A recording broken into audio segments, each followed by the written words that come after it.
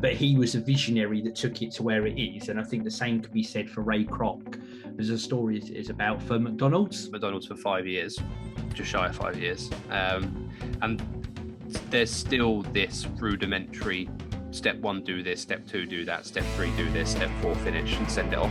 We sell burgers, we sell fries, we sell cakes. We got listed in someone's top 20 UK inspirational blogs that you can listen to. Would that be bonus content? It will not be bonus content. Everyone out there, sorry, you'll never know this story. Inspiration Nation, hello, Lee Kemp here for another week on the podcast, as always with my top amigos, Jose Noya and Ryan Boniface. How are we doing, guys? Yeah, good, thank you, Lee. All good, Lee. Thank you for asking. And how are you? I'm great, thank you, Joe. I appreciate you. God, that's an old school reference, isn't it? I appreciate you asking, Joe. I appreciate you asking. You have to go back to like podcast 50 for that reference. Exactly. Back in the archive, everyone, inspirationnation.org.uk. Thank you, everyone, for watching us on YouTube or downloading the podcast. Don't forget to check us out on social media at Listen to IN, Listen TOIN. Before we dive into my awesome subject for the week, we had a bit of good news this week, didn't we, guys? Joe, do you want to give a mention? You can do this, Lee, because this was very kind. So we got the message. As a growing podcast, and again, we thank you all out there for supporting us and doing this.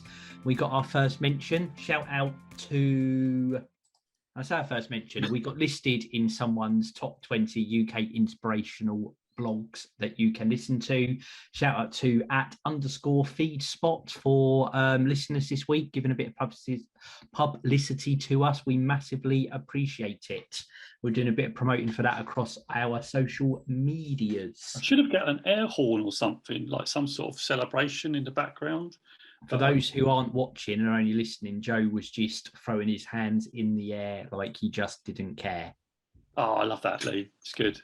It's good. Leading the way with the dad dancing on the podcast. I was so excited about, when Lee told me about this, I was so excited that I did a video, I've put it on YouTube, and I'm going to post it here on a TikTok as well. So it's a really, really good piece of news. Literally, I want everybody to know about this. So this is a great milestone, and it's only still. And we just want to say thanks to everybody for supporting to get us to this point at the moment. The listeners, 100%. So this week, I would like to talk about one of the films that is a great inspiration to me. Okay, let's do it. Which I was going to think of a funny reference to do there, but we'll just leave it there. There's a funny joke I need to tell you two guys when we're off and stopped recording, by the way. Remind me of that at the end. Would that be bonus content? It will not be bonus content. Everyone out there, sorry, you'll never know this story. But what I want to talk about, and I don't think we've spoken about this before, we might have in snippets, but it's a film that is on Amazon called The Founder. Oh, yes. I know the one you mean. Yeah, okay. And I think I've made references to this in the past. Yeah. Ryan, well, Joe, you think you're aware of it. Ryan, are you aware of this before I give you a rundown? Negative. You don't have to have seen this, by the way, to be able to input to this episode. It's all good. Because I was starting to feel a little bit flustered that you didn't. No, you're all good. No, I don't think I might have. I'm not a film guy. I'm more of a TV series guy, to be honest. But I'll Joe, take the rundown and maybe I'll listen. Maybe I'll watch it. I would highly advocate actually. Anyone else watching, anyone who wants a bit of inspiration in their life, wants to build something for themselves, wants a bit of inspiration to not be afraid to do things differently, this is the film for you. Appears on a lot of lists I see about kind of inspirational, entrepreneurial type films. So Joe, what's it about?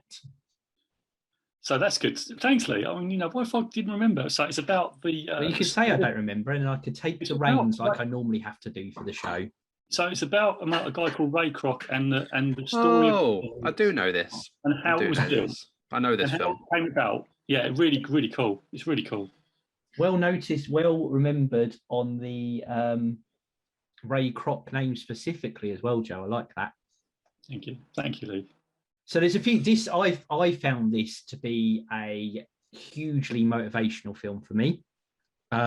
It struck quite a few chords with me. There's some bits in it as well I want to call out that I think are some not so good parts of what is a rather glossy version of the story.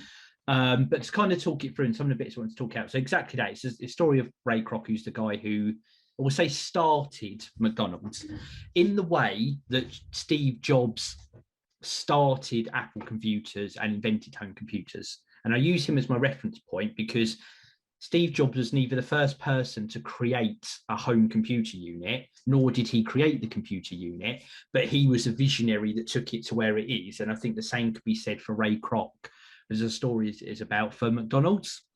So the original McDonald's idea was come up with by two brothers called McDonald's. So there is some real reference to the name, who came up with the idea of this, the fast food restaurant. And again, they were one of the first, but they weren't the first, but they did it a lot better than other people. So they changed a few norms. So the points they reference in the film, the idea that you just walk up and get something rather than someone coming over and serving you, the fact that it's served in a, what was at the time, probably polystyrene box or card box, whatever it was, rather than having actual crockery. Lots of things that just weren't done, that there was a lot of people who turned their nose up and were like, well, that will never work because that's not what we do now.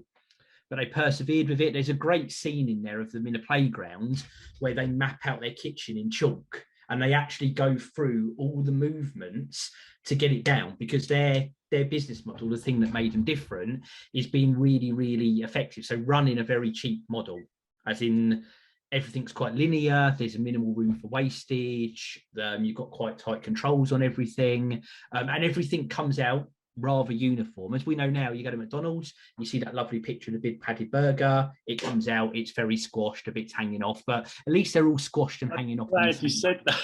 I thought you were going to say, oh, you look at the picture and it comes out just like the picture. I'm glad you're really truthful about that, because there's a film called Falling Down, which I'm not going to talk about now, with Kirk Douglas, about that type of thing. Brilliant film. Fantastic film. Yeah, those adverts are made when the food's cold.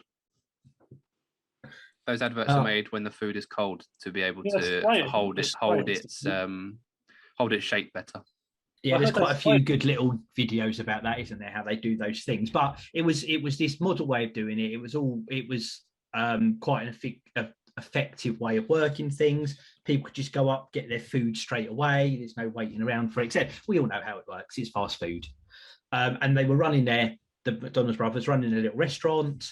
They tried to franchise it. And this is the first bit I want to dig in on, but we're going to do it again in a second. Okay. So they wanted to franchise it. So they sold the rights to the production method and the name and blah, blah, blah, blah, blah to a person. Again, we all know what franchising is.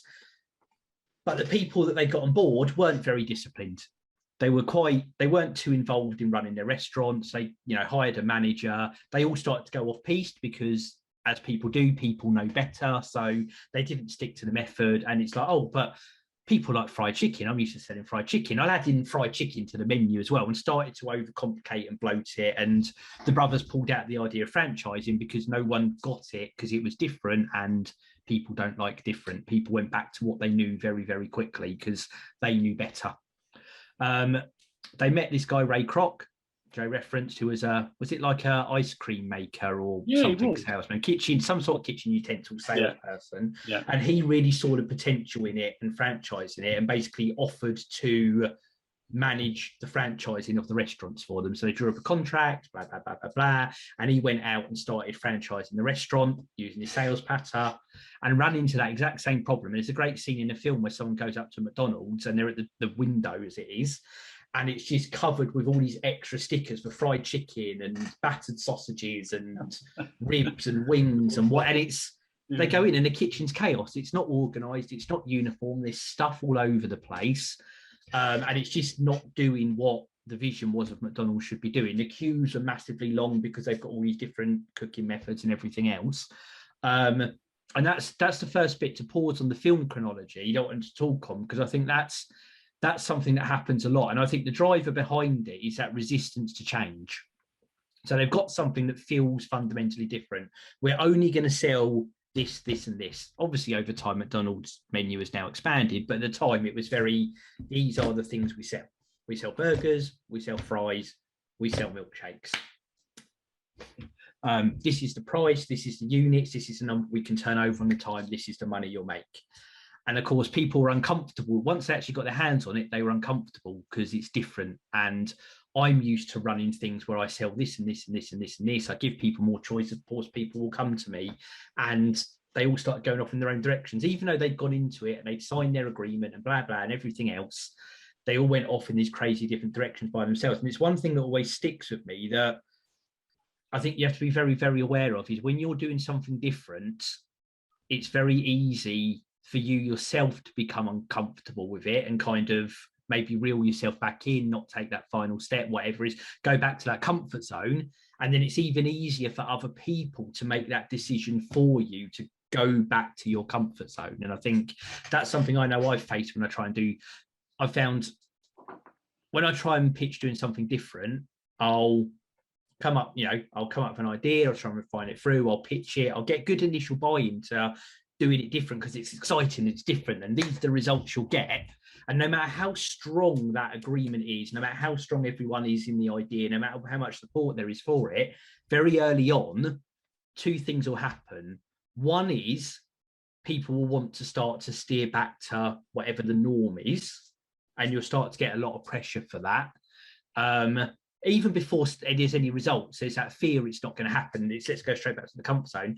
And the second thing, and I'll get your input, I'll stop rambling in a minute, but the second thing is I find you end up re-explaining the idea over and over and over. As soon as those cold feet come in and people lose the excitement of new and exciting and benefit, it's always like, and what were we going to do again? Explain to me how this works again. Why is this going to work? And I think it's once that, I don't know, reality check being the best word comes in. And I think it's another way of clinging to that comfort zone. And it's a phenomenon I find again and again and again. And that's what sticks out in this film. It's exactly what those people are doing, is they're going back to what they knew, even though initially they were in on the initial idea. And I don't know if you've come across that or seen it, or there's some good stuff you've read in that area as well, Joe. It's open to both of you, by the way, even though I preface Joe at the end there. I wanted to ask you, though, specifically, because you chose this film to review on the podcast. I want to know what specifically inspired, you said a few things, but what is the thing you did say about, the new idea, but what specifically would you say is the thing that fired you up about this film that really got you going, inspired you? The fact that they had there's a few bits I took from it. So as you know, I'm like to think I'm an entrepreneurially minded person, do different bits and bobs, projects, stuff like that.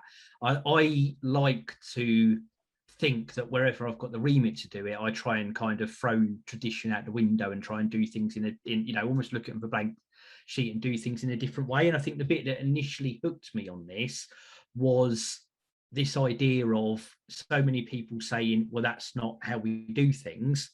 And I know it's not exactly how they say it, but it's that initial resistance, and they push through with, no, we've got this and we're going to go it differently. And obviously not for the initial bit of film, but we all know what a huge success it became, to the point that fast food is a part of everyday life. It's not different or new and exciting. It's part of the fabric of the world we live in. But there was a time when it wasn't. And because they weren't afraid to push through all that initial resistance, they quite literally changed the world. And I know it's only burgers, but they did change the world. But it has changed the world, and I think you're right. It's not only burgers. I mean, their impact is huge. It's culturally, it's like everybody knows McDonald's. I mean, that's very few people who don't. I suppose that's probably the better way to put it. But no. Anyway, you had a question. Sorry. Did that answer what you were looking for? By the way, I think that's the main bit I took from it. So that bit about the resistance, so when we're talking about that and changing the world, it's that resistance to change and what you've experienced in that area, or whether I know you've seen it, Joe, Ryan, you think it's come back to your memory now, whether you've got any thoughts about that bit, or whether that sparked any resonance with you in any way as well, and things you've come across. I worked at McDonald's for 5 years, just shy of 5 years. And there's still this rudimentary step 1, do this, step 2, do that, step 3, do this, step 4, finish and send it off. It's almost very production line-ish in terms of you take this ingredient, you do that with it, but not before you do this with it, blah, blah, blah. That's the combination and it's done. The procedures are very robotic, narrow, but that leads to a consistent and deliverable product. If you deviate too far from the plan, you'll come up with something entirely different. I'll always like to liken it to, if you mix red and blue together, you'll get purple. but if you mix more red than blue, you'll start getting brown. And if you mix more blue than red, I don't know where that goes on the color chart, but you know what I mean. Purple, I think. Yeah. So they have the procedures they follow are to the book, and that's what you're trained to do. That's what I train people to do, and that's what I've managed people to do. So it's interesting that hasn't changed. I haven't watched the film.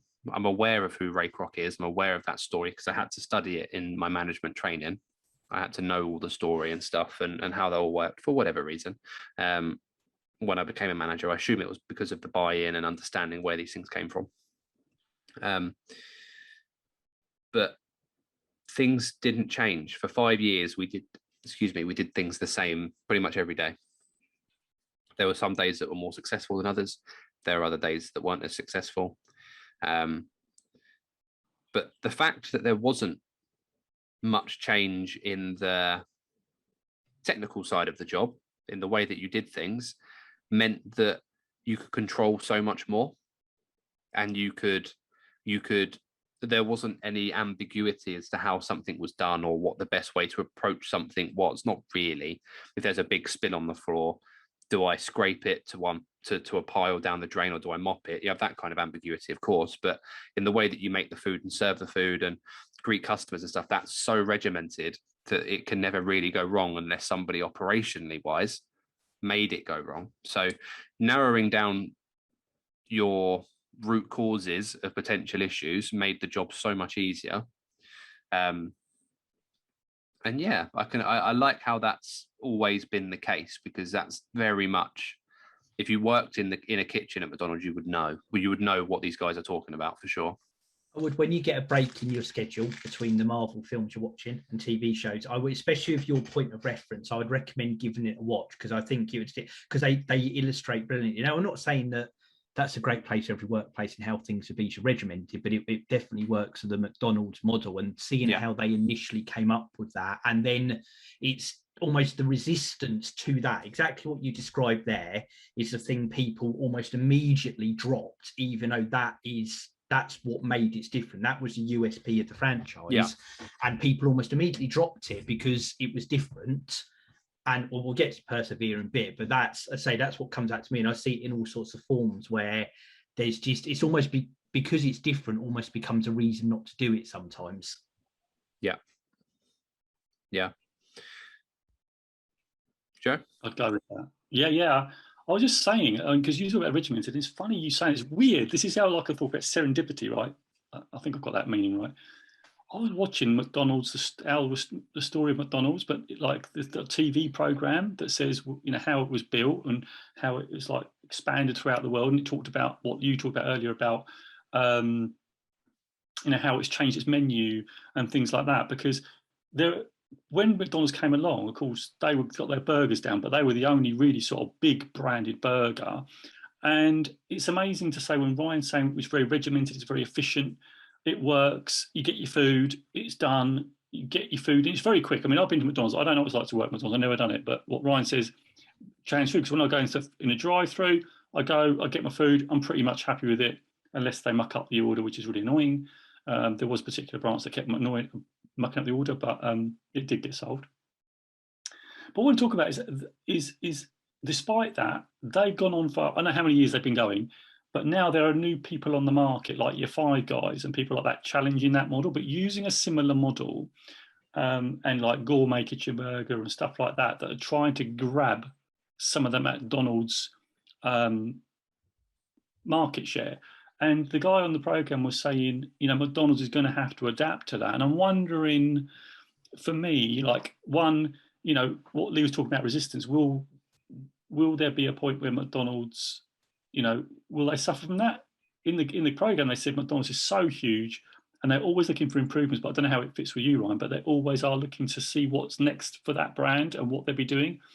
So that was my take on it, and it's really good. So if you like that sort of stuff, I think it's a great program actually, and how they've adapted, and with the vegan movement and all that type of thing. They've got vegan burgers. I think they bring vegan burgers in the and thing. And this is the thing: is the menu range has grown quite a bit. It's good here in a way. It's good, Ryan, hearing how much that production thing sits with it, because that's one of the things I observe is you almost look at McDonald's now and there's a chance you can see it almost goes against that original principle where they've got a much expanded menu, but it sounds like they've stayed true to those principles. They've just adapted and innovated on top of it.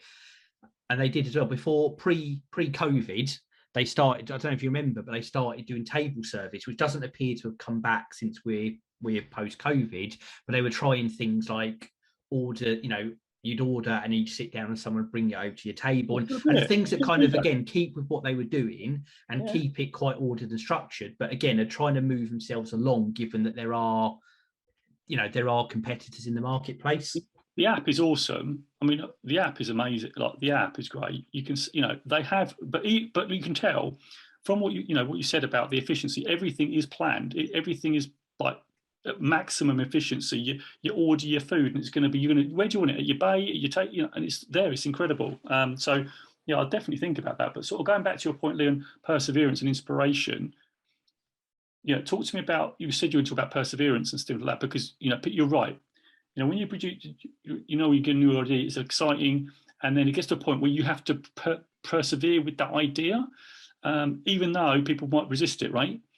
So talk to me about that and what you were thinking in that point, because without that, right, McDonald's may not have existed had they not pushed that through. And running it through, well, that's what happened. It's I say the great scene where Ray goes out to the various franchisees, and they've just turned into every other fast food restaurant that there is. And he really came down on those franchisees who didn't even understand what the problem was. And I think he took a different stance and they kind of changed their approach to who they'd let to, I think, give the franchises to. So rather than businessmen who then started it and employed a manager and a bit hands off, it was kind of people who could afford to take on or take a loan for the franchise, but effectively they'd be working in the restaurant, and their what they take home at the end of the week, the month, the year depends on how well the restaurant does. And it gave a window to be a lot more bought into the model and the margins and etc. So almost binned off those first few ones, came up with this revised approach to it, and then that's where it just exploded, because it worked. Once they got people to persevere, on the business side, the profits showed what the profits were, so it's successful and people wanted to take a franchise. And on the flip side of it, it delivered what it was. And that's the thing, right? Like you said, you were there for 5 years and nothing really changed. And actually, I could have gone in at the start of your 5 years there and ordered a quarter pounder with a Sprite, which is my favourite meal, maybe a double cheeseburger on the side. Sprite, yeah. Yeah, I'm a big lemonade fan. Someone wants to order that for Lee, I'm sure he'd be happy. But I could have ordered that on day one, or I could have gone in your last day 5 years later, and within a margin of error, I'd have got exactly the same meal that looked the same, was presented the same, and tasted the same. And in fact, if I go back 10 years or 20 years, or for Joe, 74 years, well, there was no McDonald's then, but you get the joke, that was still true. And to the consumer, that's part of what it was, is it's low price, it's quick, you know what you're getting. If you like it, you can come in, you can get it quickly, and it will be the same. You know what you're getting. And that, once that caught on, it just, well, as we know, it exploded. And it was that perseverance of getting to that point of focusing on not presuming what a customer wants this because this is what is wanted, but they had an idea of what people could want. And once it was out there and people latched on, it went and it grew and grew and grew. But it was that bit of perseverance and actually changing, the model of who they do to maximize the buy-in from people. And then once it was there, it starts to snowball and then grow and grow and grow, exactly like it did. So it has a base, excuse me, where, and I've just tried counting in my head, all of the non-promotional items. So that's so everything except for, like, I don't know, a double quarter pounder or a big tasty or your mozzarella dippers or whatever, I believe fundamentally comes from 8 different things. You have 2 types of beef. You have your fries. The ingredients, yeah. You have your fries. You have chicken nuggets. You have a chicken patty. You have a spicy chicken patty. You have chicken selects. You have fish, and you have veg. So 9 things, and they fundamentally make everything outside of promotion out of those 9 things. Chicken selects go in wraps, The beef that you eat in a Big Mac is the exact same patty as you'd eat in a double cheeseburger, a single cheeseburger, or a hamburger. A quarter pounder is slightly thicker beef and bigger beef because it's a quarter of a pound, obviously. Whereas the meat in a Big Mac or a double cheeseburger or whatever is a tenth of a pound, but it doesn't really have a good ring to it, so I don't really use that. But they can fundamentally make all of the standard menu items you eat from 8 fundamental ingredients, and they find just different ways to tweak what they have and make that a promotion. So so a different order of those 9 things, and you've got a new meal. So every promotion you'll ever eat at McDonald's is in some way a very slight change on a different one. There are some exceptions. The Big Tasty is its own different world because it has a different kind of meat, a bigger meat. Let's not forget the legend of the McRib. Ooh. Rest in peace, the McRib. But they'll do a chicken promotion that will almost always have a Chicken Legend patty in it. The wraps, they do 4 different wraps. One's vegetable, I think, but the other 3 are all made with the same chicken. It's just the different ingredients alongside it that fundamentally changes it. So rather than using mayo, you would use ketchup. Add a new sauce pot into the line. That's it. But the production line that I earlier referred to is the same. It's just you pick up bottle B rather than bottle A. Yeah. You use ingredient C rather than ingredient D. Which and again it's fundamental, and so many restaurants run like it now. But it was that brand new thinking of doing things in that way that people were just, again, so resistant to, and they push through to this place like this, where, like you said, Ryan, as you talk it through, it's so logical and it makes such sense. Yeah, it's the you said earlier, well, you were talking about earlier, you don't know what it's like working at McDonald's, and I quite often say I don't really suffer with pressure in my current job or the stress that I get put under. I can usually take a lot on my plate, and that in more ways than one. But that is fundamentally down to the fact that working at McDonald's is single-handedly the most stressful job I will ever have in my life. I once broke a record in my store for serving 152 cars in an hour. Wow. That's 2.5 cars a minute. Wow. That's got to be a record. And that's that was a record at my store, and that was a national record for a little while. But our store once did 228 cars in an hour, doing a charity event where they were giving away free food. They just wanted to break the record of getting the most amount of cars around, and that did 228, which is nearly 4 a minute, which is nearly a car every stealing your record. A car every 15 seconds. That's hard. But satisfying that doesn't count people that were coming in store as well, because the queue was so busy around the drive-through. You have to factor in that, as well as managing, supporting, and ensuring that 30 plus people that you're responsible for are doing their job right, doing it well, and that they're happy. I can never compare that to anything I'll ever do again. I could probably compare that to working a nurse's ward in a hospital. Obviously, what they do is very fundamentally different, but the pressure and the having to be available for absolutely anything, because anything customer-wise can happen. Somebody can find a hair in their burger, they can find a tooth in their burger, they could have been short-changed, they could have been overchanged, they could have been got wrong food, they could have got poor quality food. On top of managing everything else, you have to be ready for that. And it isn't just you. There are area leaders that you have that you can rely on, but fundamentally, you are responsible for that. Whether I touch that burger and serve it myself, or whether I have employed someone to serve it for me, that the buck fundamentally stops with me, which is in itself very pressureful, and I loved it. But yeah, well, times are long ago, and I'm not sure I could do it now. It has a very high attrition rate as a shift manager. Young man's game. It has a very high attrition rate as well, because people find it too stressful, and they're like, honestly, they're like, F this is mad, and they find another job and move on.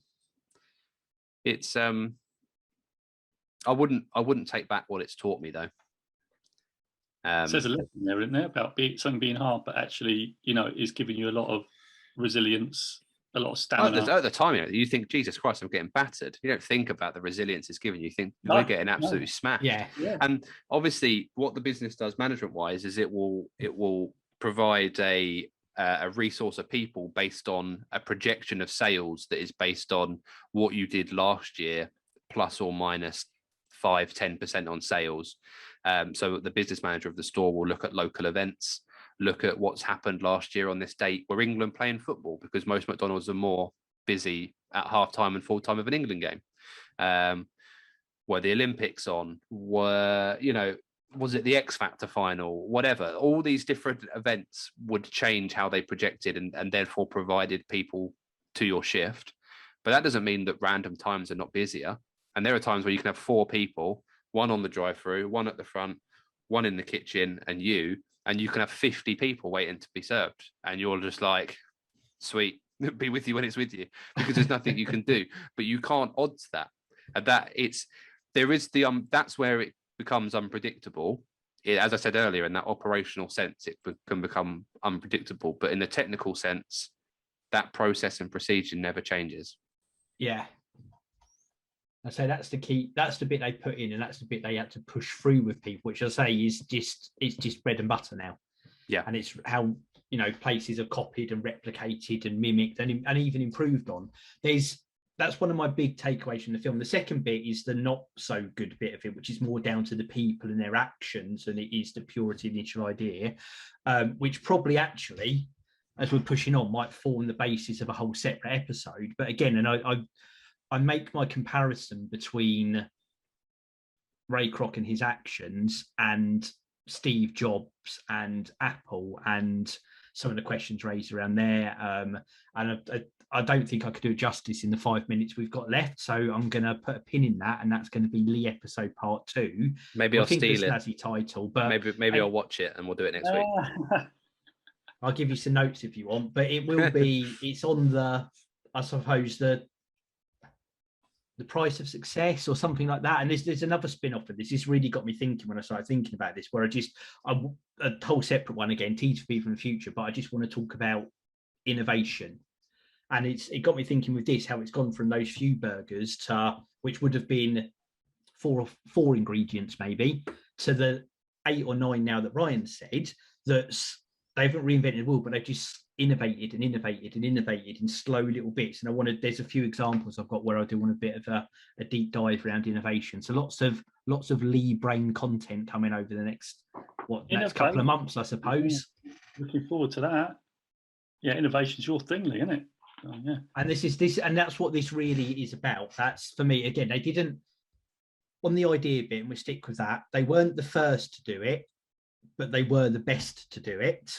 And they weren't afraid to do it different, and they weren't afraid to persevere when everyone told them it wouldn't work, it's not going to happen, it's not going to go. They stuck to their guns, and they quite literally changed the world. And that is what I fundamentally love about the story. Love it. Absolutely love it, Lee. Love it, Lee. But anyone who's got those ideas, anyone who wants to do something different, do not listen to the detractors, do not listen to naysayers.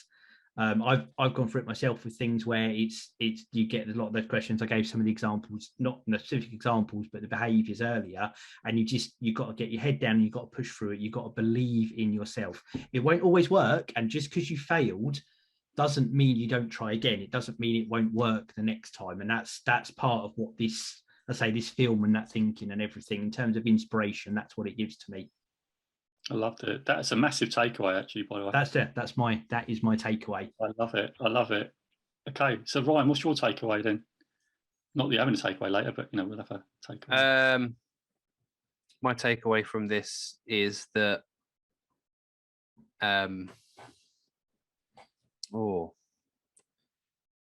having a solid backbone and a pure story, or not a pure story, but a pure idea, is enough to change the world. Absolutely. Love that. And Jose?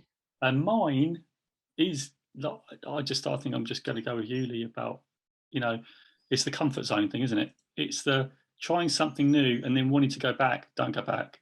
Just keep. That's it. Once you've made the change, keep pushing on. Keep innovating. Keep trying a different version of whatever the thing you want to bring to life is an idea. It may not be the idea. It might be just an evolution of that idea. So push on that and keep doing something that you're going to love doing and keep doing with that. And that's where mine sits. There you go. Absolutely. That's good. I love it. Everyone, again, thank you for downloading, listening, for watching. Check us out over at inspirationnation.org.uk for everything related to the nation, full details coaching service, the Inspiration Nation store. I'm not sure I've got any merch nearby. Has anyone got any mugs for a mug shop? I have a mug back. There we go. Yeah. Two or three lost. Oh, hold on. I tell a lie. Oh, he's not lost. Hiding behind my monitor. Oh, he was. He's got it. That's a full house for ages. It is. It absolutely is. Sign up for Joe's blog there as well, and full archive, getting on for 140 episodes of inspirational content. Go back, give it a listen. We see a lot of old downloads of some of the older stuff in there, which is great. Thank you for those of you that are going back and listening to that. And we will be back again next week. Oh, and I forgot. Don't forget, check us out. We are on TikTok. We might change, but TikTok at the moment, around about new time, 6:30-ish every single Tuesday. Just follow Joe and you will get notifications when we're on. Right, timer is counting down. I will count us down. 3, 2, 1. Inspiration Nation. Catch you guys later. So I want to know now, what's your biggest takeaway? Don't forget to hashtag it with Inspiration Nation in the comments below, and make sure you commit to action. So you can catch all our other Inspiration Nation podcast episodes right over here. So go check them out. And also, don't forget to subscribe, because that will tell you when your next video goes live by you hitting that amazing bell. So until next time, it's Inspiration Nation, and I'll see you right over there.